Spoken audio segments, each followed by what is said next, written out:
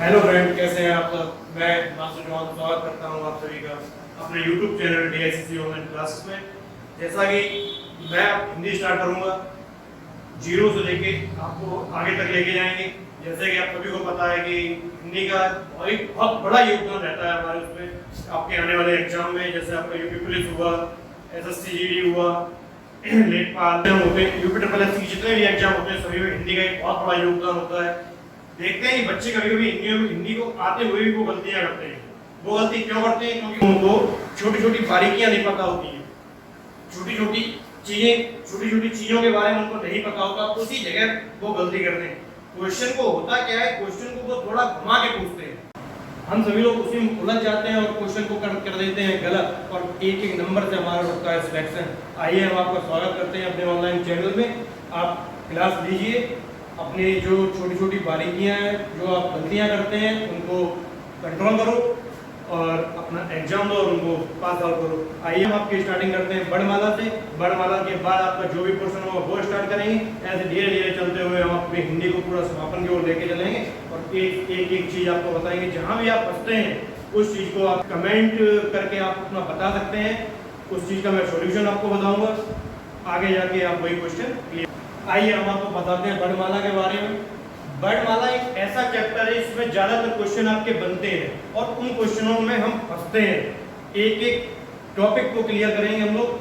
आइए वर्णमाला कराते हैं। जैसा आप सभी लोग देख रहे हैं कि क्लास लिखी है 01। आज पहली क्लास है, उससे हम स्टार्ट करेंगे और हमारा टॉपिक रहेगा वर्णमाला। वर्णमाला देखो मेरे बच्चा, हमारे अंदर की फीलिंग, विचार, भावों की चीजों को आप तक पहुंचाने में एक माध्यम होता है। जैसे हमने लिखा है यहाँ विचार, यहाँ लिखा हमने विचारों, भावों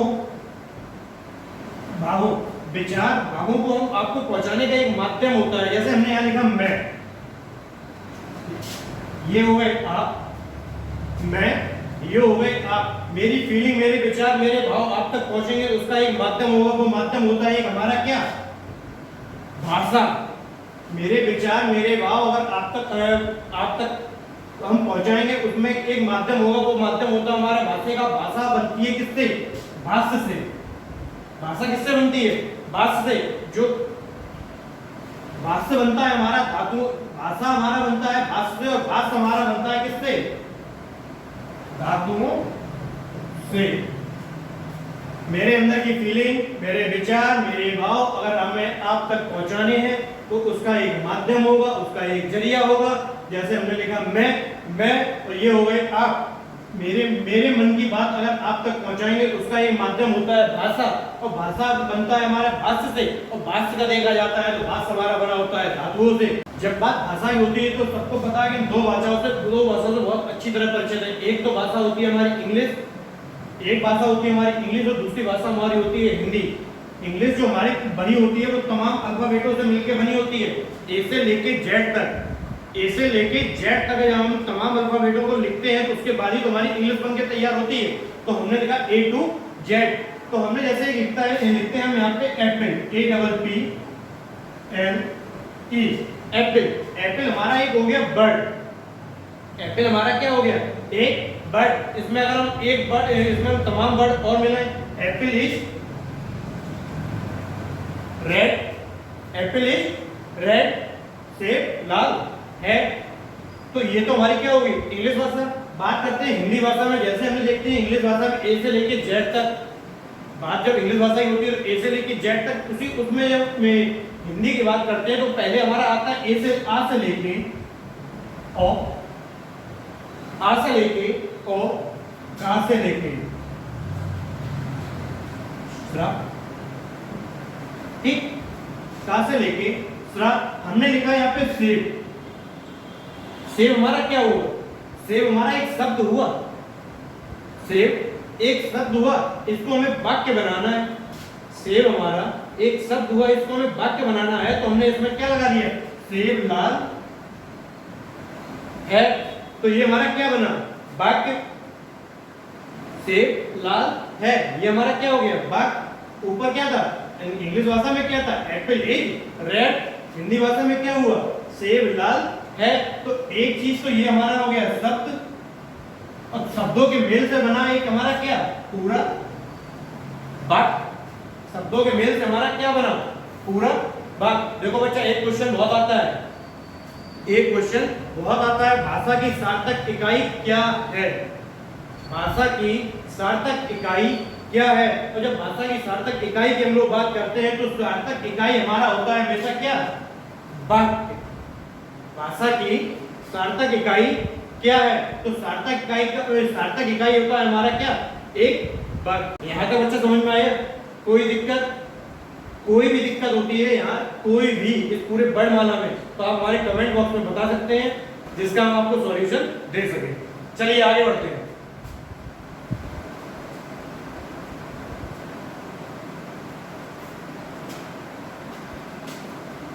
देखो जब आगे बढ़ेंगे तो हमारा एक आता है बर्ड। क्या आता है? बर्ड। बर्ड क्या है ये देखो पहले तो। सबसे पहले देखो ये बर्ड क्या है। बर्ड हम बात करते हैं कहते हैं भाषा की सबसे छोटी ध्वनि। भाषा की सबसे छोटी ध्वनि सार्थक। भाषा की सबसे छोटी ध्वनि सार्थक अर्थ वाली।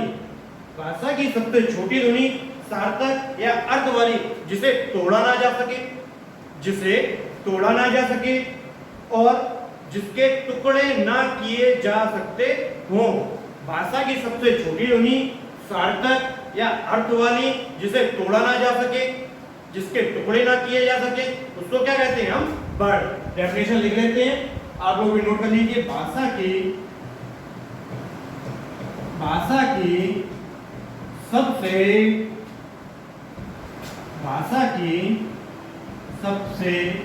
छोटी ध्वनि, ब्रैकेट में हम लोग क्या लिखेंगे? सार्थक। दूसरे ब्रैकेट में क्या लिखेंगे? अर्थ वाली, जिसका कोई अर्थ हो, जिसे या जिसको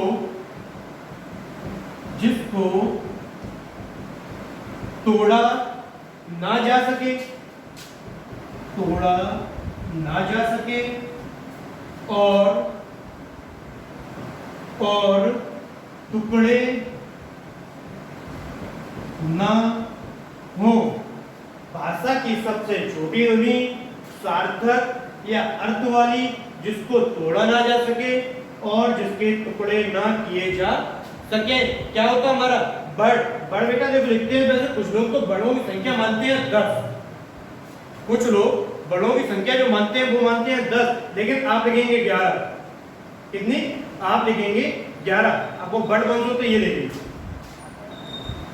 आ, बड़ा, छोटी, बड़ी, छोटाऊ, बड़ाऊ, ऋण, ए, छोटी ए, बड़ी ए, छोटाऊ और बच्चा बड़ाऊ। गिनिए 1 2 3 4 5 6 7 8 9 10 11। कितनी है? 11। ठीक, इसके आगे देखते हैं अब।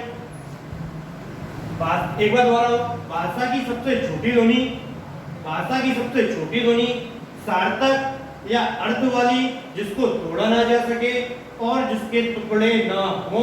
क्या होते हैं वो हमारे? बर्ड। बड़ों की संख्या कितनी होती है? 11। कौन कौन से बर्ड होते हैं? छोटा, बड़ा, छोटी, बड़ी, छोटाऊ, बड़ाऊ, ऋण, ए, बड़ी ए, छोटाऊ और बड़ाऊ। बड़ों की संख्या कितनी हुई? 11। देखो हम लोग एक लिखते हैं अक्षर। अक्षर में जैसे हमने लिखा राम। क्या लिखा? राम। तो जब हम राम लिखते हैं तो इसमें अक्षर कितने हुए? हमने लिखा राम। अब इसमें अक्षरों की संख्या कितनी है हमें क्या देखना है? राम में अक्षरों की संख्या कितनी है और बड़ कितने हैं? राम में अक्षरों की संख्या और बड़ों की संख्या हमें दोनों निकालनी है। तो हमें ये देखना है इसमें अक्षर कितने हैं और बड़ कौन से। तोड़ो इसको। तो राम को हमने तोड़ा तो हमने कितने अक्षर मिले हमें इसमें? 2। कितने अक्षर मिले? 2। राम। तो राम में अक्षर कितने हुए? 2। ऐसे नहीं करते हैं। हमने देखा क्या कि राम को अलग कर लिया, डंडा को अलग कर लिया, मां को कर लिया। ये गलत है। अक्षर को जो आपके ध्वनि के साथ बोले जाते हैं उनको एक माना जाता है। राम। तो राम में अक्षर कितने हुए? 2। अब बात करते हैं राम में बड़ों की संख्या। बड़ों की संख्या। अब राम में बड़ों की संख्या कितनी है, अब हम ये देखते हैं। तो हमने इसको जब राम को देखा तो राम राम तो क्या निकला आ राम, इसमें क्या निकला बड़ा आ। फिर आगे इसमें क्या निकला म, और बोला हमने क्या रा में बड़ा आ निकला, रा में बड़ा आ निकला। तो रा प्लस बड़ा प्लस म, तो जब माँ बोला तो माँ में आ निकल रहा है, लास्ट में माँ में आ निकल रहा है, तो प्लस आ। बच्चा गिन लो 1 2 3 4। तो इसमें बड़ों की संख्या कितनी हुई 4। राम में अक्षरों की संख्या कितनी हुई 2, और बड़ों की संख्या कितनी हुई 2, बड़ों की संख्या कितनी हुई 4। भाषा की सबसे छोटी, भाषा की सबसे छोटी इकाई को वर्ड कहते हैं। भाषा की सबसे छोटी इकाई को वर्ड कहते हैं। वर्डों को हम रखते हैं बेटा व्यवस्थित क्रम में। जैसे हमने क्या लिखा वर्ड, और इसको क्या किया हमने व्यवस्थित क्रम। देखो ऐसा है, हमने लिखा यहाँ पे आ उ ई ए स।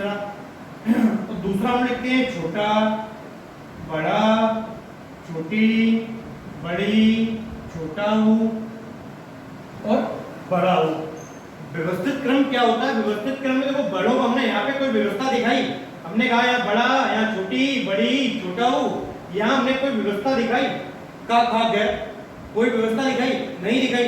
लेकिन नीचे आके जब हम दोबारा दूसरा पॉइंट हम लिखते हैं उसमें हमने क्या देखा छोटा बड़ा छोटी बड़ी छोटा ऊ और बड़ा ऊ। तो इसको हमने क्या रखा व्यवस्थित क्रम में। और व्यवस्थित क्रम में कुछ नहीं, वैज्ञानिक व्यवस्था, इसको हम क्या बोलते हैं वैज्ञानिक व्यवस्था। इसको हम क्या बोलते हैं वैज्ञानिक व्यवस्था। इसमें कुछ नहीं होता, इसमें जैसे हमने देखा जो हास्य होते हैं, जो क्या होते हैं हास्य होते हैं, जो हास्य होते हैं उनको क्या लिखा, उनको क्या किया हमने पहले, जो मैं ऊपर लिख देता हूं, जो हास्य होते हैं उनको हमने क्या लिखा, उनको हमने पहले लिखा। जो दीर्घ होते हैं उनको हमने क्या किया, उनको हमने बाद में लिखा। तो जो हास्य होते हैं उनको हमने पहले लिखा छोटा, ठीक, और जो दीर्घ है उनको हमने क्या लिखा बड़ा, उनको हमने क्या लिखा बाद में। तो क्या हुआ बड़ा आ, आस में ई, फिर हमने क्या लिखा बड़ी छोटा ऊ बड़ा ऊ। तो ये क्या है वैज्ञानिक व्यवस्था। और वैज्ञानिक व्यवस्था में हम लोग लिखते हैं किसका छोटा बड़ा छोटी बड़ी छोटा ऊ बड़ा ऊ। तो इसको हमने व्यवस्थित क्रम में लिखा, और बड़ों के व्यवस्थित क्रम को ही हम क्या कहते हैं वर्ण माला। बड़ों को व्यवस्थित क्रम में लिखने को ही हम क्या कहते हैं वर्ण माला। भाषा की सबसे छोटी इकाई वर्ड कहते हैं, वर्ड को हम व्यवस्थित क्रम में रखते हैं। तो हमने इसको 2 पॉइंटों में आपको समझाने के लिए रखा, जो बड़ा छोटा ई ए ओ, इसको हमने इस टाइप में रखा। फिर हमने लिखा यहाँ पे छोटा बड़ा छोटी बड़ी छोटा ऊ बड़ा ऊ, 2 स्टेप में रखा है। जो पहला वाला हमारा तो क्या हो गया गलत, क्योंकि ये कोई व्यवस्थित क्रम नहीं है। व्यवस्थित क्रम हमारा कौन सा है, ये वाला छोटा बड़ा छोटी बड़ी छोटा ऊ और बड़ा ऊ। इसको कहते हैं वैज्ञानिक व्यवस्था। बड़ों को व्यवस्थित क्रम में रखने को ही हम क्या कहते हैं वर्णमाला। बड़ों के व्यवस्थित क्रम को ही हम क्या कहते हैं वर्णमाला। और बच्चा देखो जब वर्ड लिखते हैं, वर्ड लिखते हैं, वर्ड को लिखने के कुछ तरीके होते हैं। वर्ड को लिखने के कुछ तरीके होते हैं। वर्ड जैसे हमने एक सेंटेंस में लिखा, हमने राम स्कूल जाता है, राम स्कूल जाता है, हमने क्या लिखा सेंटेंस। तो इसमें एक व्यवस्थित क्रम है, इसमें एक व्यवस्थित क्रम है। हमने बड़े की मात्रा भी लिखाई, सब कुछ किया, बड़े की मात्रा भी लगी है, इसमें सब है। राम स्कूल जाता है, क्या अगर ये है नहीं होता तो क्या ये पूरे सेंटेंस था राम स्कूल जाता, क्या ये पूरा सेंटेंस था। लेकिन हमने जब इसको व्यवस्थित क्रम में लिखा तो हमने इसमें लिखा राम स्कूल जाता है। और बात हम लोग कर रहे हैं हिंदी की, किसकी बात कर रहे हैं हिंदी। तो हिंदी के लिखने के कुछ तरीके होते हैं। हम लोग हिंदी को किसमें लिखते हैं लेफ्ट एंड राइट हिंदी को कैसे लिखते हैं, लेफ्ट से राइट की ओर। और उसी जगह जब हम उर्दू लिखते हैं, क्या लिखते हैं उर्दू, तो उर्दू हम लोग कैसे लिखते हैं, राइट टू लेफ्ट। ये तो क्या ये कोई इनका क्रम है, राइट टू लेफ्ट। उर्दू को हम कैसे लिखते हैं, राइट टू लेफ्ट। हिंदी को हम कैसे लिखते हैं, right left to right. Hindi लिखने के क्या होते हैं, जैसे हमने आपको बताया था, हिंदी लिखने के क्या होते हैं तरीके। हिंदी हम लिखते हैं किससे, लेफ्ट एंड राइट। तो जब हिंदी लिखने के हिंदी लिखने के तरीके को हम क्या कहते हैं, हिंदी लिखने के तरीके को, हिंदी लिखने के तरीके को हम लोग क्या कहते हैं, लिपि। हिंदी लिखने के तरीके क्या कहते हैं, लिपि। और हमारी लिपि कौन सी है, देवनागरी। हमारी लिपि कौन सी है, देवनागरी।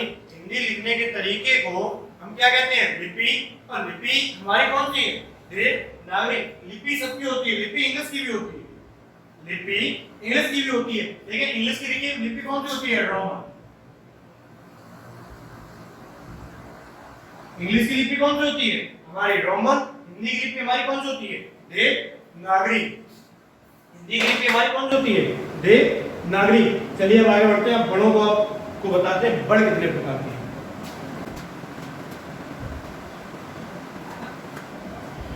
देखो बड़ को हम दो भागों में डिवाइड करते हैं।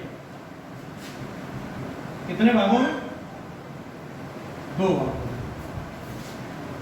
बड़ को हम कितने भागों में डिवाइड करते हैं, दो भागों में। एक तो हमारा क्या होता है, स्वर। दूसरा हमारा क्या होता है, व्यंजन। बड़ को कितने भागों में डिवाइड किया, दो। एक तो हुआ हमारा स्वर, दूसरा हुआ हमारा व्यंजन। बड़ों की संख्या हमारी कितनी होती है, 52। बड़ों की संख्या हमारी कितनी होती है, 52। लेकिन बच्चा उच्चारण के आधार पर बड़ों की संख्या कितनी मानी गई है, उच्चारण के आधार पर बड़ों की संख्या कितनी मानी गई है, 44। उच्चारण के आधार पर, उच्चारण के आधार पर बड़ों की संख्या, बड़ों की संख्या कितनी मानी गई है, 44। बड़ों की संख्या कितनी मानी गई है, 44। इसमें 44 बड़ों की संख्या मानी गई, लेकिन इसमें स्वर कितने होते हैं, 44। उच्चारण के आधार पर बड़ों की संख्या मानी गई है 44, लेकिन इसमें स्वर कितने होते हैं, स्वरों की संख्या भैया इस बच्चा इसमें होती है 11। स्वरों की संख्या इसमें कितनी होती है, 11। और व्यंजनों की संख्या कितनी होती है, व्यंजनों की संख्या इसमें कितनी होती है, 33। तो 33 और 11 कितना हुआ, 44। बड़ों की संख्या कितनी है, 52। बड़ों की संख्या कितनी है, 52, 52। लेकिन उच्चारण के आधार पर बड़ों की संख्या कितनी है, 44। उच्चारण के आधार पर बड़ों की संख्या कितनी है, 44, 44। लेकिन इसमें स्वरों की संख्या कितनी है, 11। और व्यंजनों की संख्या इसमें कितनी है, 33। व्यंजनों की संख्या इसमें कितनी है, 33। भैया सभी लोग लिखते चलना। हमने क्या बताया था, बड़ को कितने भागों में डिवाइड किया गया, स्वर और व्यंजन, स्वर और व्यंजन। चलिए अब स्वर की हम लोग क्या लिखते हैं, डेफिनेशन। स्वर की हम लोग क्या लिखते हैं, डेफिनेशन। तो कहते हैं कि जिन ध्वनियों के उच्चारण में, जिन ध्वनियों के उच्चारण में हवा बिना किसी, जिन ध्वनियों के उच्चारण में हवा बिना किसी रुकावट के निकलती है, जिन ध्वनियों के उच्चारण में हवा बिना किसी रुकावट के निकलती है, उसको बच्चा हम क्या कहते हैं, स्वर। उसको हम क्या कहते हैं, स्वर। डेफिनेशन लिखते हैं, जिन ध्वनियों के उच्चारण में, जिन ध्वनियों के उच्चारण में हवा बिना किसी, हवा बिना किसी रुकावट हवा बिना किसी रुकावट के निकलती है। हवा बिना किसी रुकावट के निकलती है, उसको हम क्या कहते हैं? स्वर। स्वर कहते हैं। स्वर कहते हैं। जिन ध्वनियों के उच्चारण में हवा जिन ध्वनियों के उच्चारण में हवा बिना किसी रुकावट के निकलती है, बिना किसी रुकावट के निकलती है, उसको हम क्या कहते हैं? स्वर। उसको हम क्या कहते हैं? स्वर। स्वर हमारे कौन से होते हैं? छोटा, बड़ा, छोटी, बड़ी, छोटा हो, बड़ा हो, छोटा, बड़ा, छोटी, बड़ी, छोटा हो, बड़ा हो, ऋण, छोटी है, बड़ी है, छोटा हो, बड़ा ओ। कितने हो गए?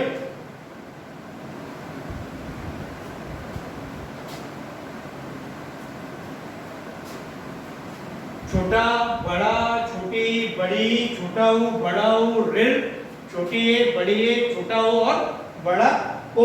ये हमारे क्या हो गए? स्वर। इनकी मात्राएं देख लेते हैं। इनकी मात्राएं देख लेते हैं।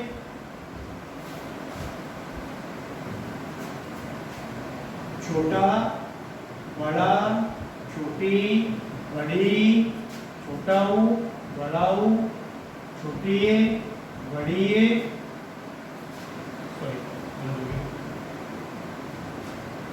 छोटा, बड़ा, छोटी, बड़ी, छोटा हो, बड़ा हो, ऋण, छोटी है, बड़ी है, छोटा हो और बड़ा ओ।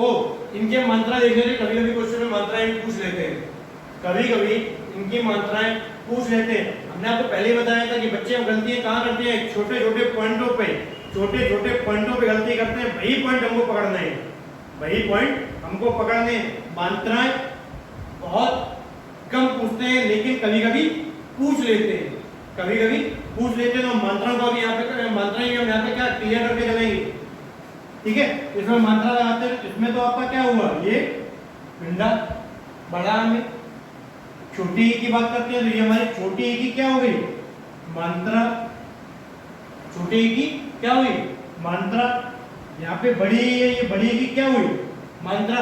देखो ये सब हम लोग बचपन में पढ़ते हैं, छोटे पे, जब हम लोग बहुत छोटे क्लास में होते हैं तब हम लोग ये क्या पढ़ाया जाता है? हम लोग ये मात्राएं पढ़ाई जाती है। तो वही मात्रा हम लोग दोबारा पढ़नी है। आपे डंडा, छोटी पे छोटी की मात्रा, बड़ी पे बड़ी की मात्रा, छोटे ऊ पे छोटे ऊ की मात्रा, बड़े ऊ पे बड़े ऊ की मात्रा। ऋण में मात्रा इसकी जो होती है वो मात्रा हमारी क्या होती है? ये। लेकिन जब हम उच्चारण करते हैं ऋ का जब हम उच्चारण करते हैं तो री का क्या होती है? ये। मात्रा क्या हुई? री की मात्रा क्या हुई? ये। मात्रा तो हम ये लगाते हैं, लेकिन उच्चारण जब पढ़ते हैं तो मात्रा क्या हुई? ये वाली, री वाली। इसकी दो मात्राएं हैं। जब हम लोग मात्रा लगाते हैं तो ये मात्रा लगेगी, लेकिन जब इसका उच्चारण करेंगे तो हमारी री ये वाली। अब जब इस पे ए से ए, ठीक, बड़ी है, डबल मात्रा, छोटा हो, एक मात्रा, छोटा हो, एक मात्रा, बड़ा हो, दो मात्रा। क्या हुआ? बड़ा हो, कितनी मात्रा? दो। क्लियर?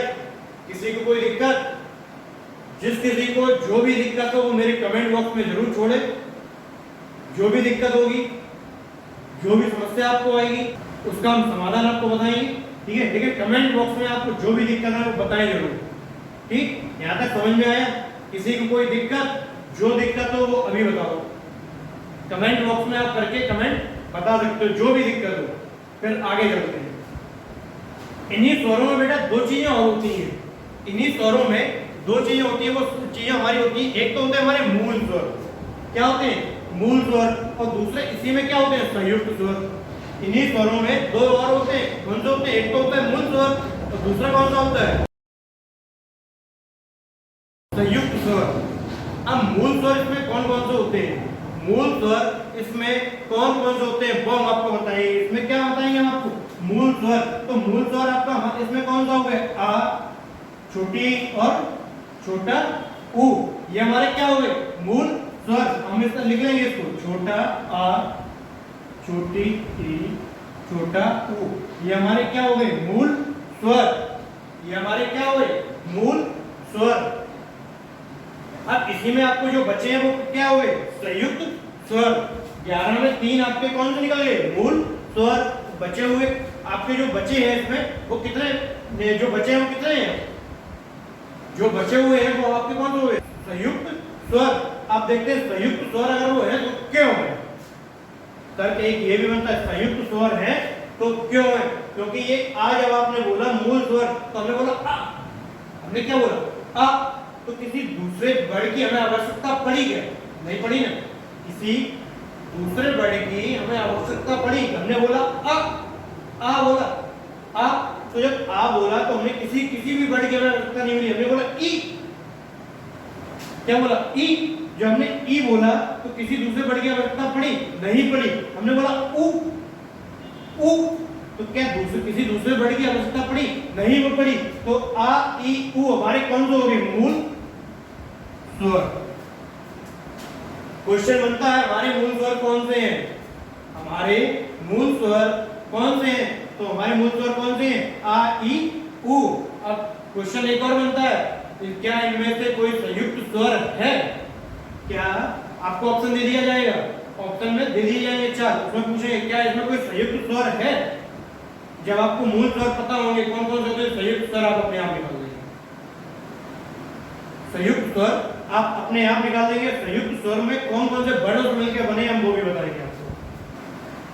देखो ई प्लस ई, ई प्लस ई हमारा क्या बना? बड़ा ई। क्या बनी? ई प्लस ई, बड़ी ई बनी। ई दो बार आई, बड़ी। ठीक, उसके बाद हम चलते हैं ऊ प्लस ऊ, क्या बना हमारा? बड़ा ऊ। क्या बना हमारा? बड़ा ऊ। उसके बाद आगे चलेंगे तो हम करेंगे आ और ई, आ प्लस ई, तो हमारी क्या बनेगी? ए। हमारी क्या बनेगी? ए। फिर हम चलते हैं आ प्लस ए, हमारा क्या बनेगा? बड़ी ए। फिर आगे आते हैं आ प्लस ऊ, क्या बना हमारा? छोटा ऊ। आ प्लस ऊ, क्या बना? छोटा ऊ। आ प्लस बड़ा ऊ, तो हमारा क्या बना? आ प्लस ओ, तो हमारा क्या बना? बड़ा ओ। ये हमारे कौन से हुए? संयुक्त स्वर। ये हमारे कौन से हुए? संयुक्त स्वर। आपसे पूछता है कि कोई बड़ी कैसे बनी? तो ई प्लस ई बड़ी, ऊ प्लस ऊ बड़ा ऊ, आ प्लस ई ए, आ प्लस ए बड़ी ए, आ प्लस ऊ बड़ा छोटा ऊ, आ प्लस बड़ा ऊ बड़ा ऊ। तो ये हमारे कौन से हुए? संयुक्त स्वर। आ प्लस बड़ा ऊ, आ प्लस बड़ा ऊ, तो क्या बना हमारा? बड़ा ओ। ठीक, ये हमारे कितने हुए? संयुक्त स्वर। इसमें आपका अब हम कराएंगे स्वरों का वर्गीकरण। स्वरों का वर्गीकरण ये थोड़ा रह गया था, हेडिंग डालेंगे स्वरों का वर्गीकरण। स्वरों का वर्गीकरण। मात्रा व उच्चारण के आधार पर ये 3 प्रकार के होते हैं। मात्रा व उच्चारण के आधार पर ये कितने प्रकार के होते हैं? 3 प्रकार के होते हैं स्वरों का वर्गीकरण। मात्रा व उच्चारण के आधार पर ये कितने प्रकार के होते हैं? 3। का में देखें, का आपका होता है हास्य स्वर। हास्य स्वर। अब हास्य स्वर कौन से होते हैं? ये देखो अ ई उ रे, अ ई उ रे, अ ई उ एक मात्रा। कितनी? एक मात्रा। आज तो स्वर आपके कौन से हुए? आ, ई, उ, ऋ, एक मात्रा, जिनको बोलने में थोड़ा कम समय लगे, जिनको बोलने में थोड़ा कम समय लगे। खाप का होता है दीर्घ स्वर।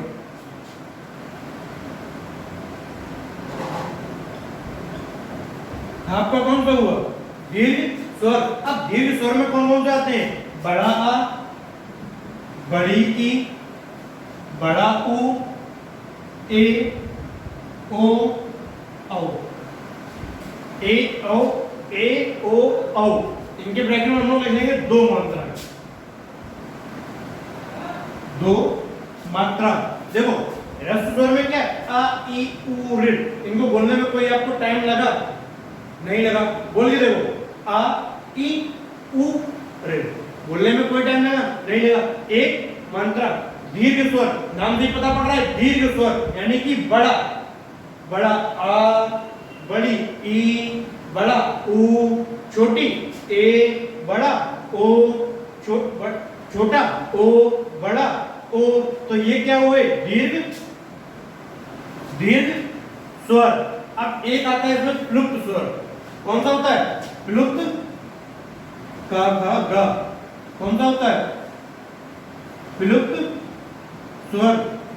इनको हेडिंग डाल के सभी लोग लिख लेना। प्लुप्त स्वर। प्लुप्त स्वर में आप लोग देखो क्या होता है। प्लुप्त स्वर में बोलने के तरीके में क्या होगा? इसमें तीन मात्राएं होंगी। हमने बोला ओम। हमने क्या बोला? ओम। लेकिन कभी कभी मंदिरों में जाके देखना ओम किस तरीके लिखता है। आप लोगों ने ओम क्या किया? इस स्टेप में लिख दिया। ओम क्या किया? इस स्टेप में लिख दिया। लेकिन मंदिरों में या आपके जो रामायण के जो भी होते आपके ग्रंथ होते हैं उसमें ओम अगर लिखा हुआ तो उसमें लिखा होता है। हमने लिखा है ओड म। इसमें लिखा ओड म। बाकी ये क्या है? अलग, यानी कि वो ओड म यानी कि कितनी मात्रा है? यानी तिगुना समय लग रहा है। कितना समय लगा? तिगुना।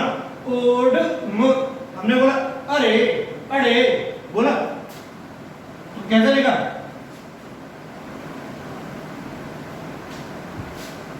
आ, डा, डा, रे। बोलने में टाइम लगा?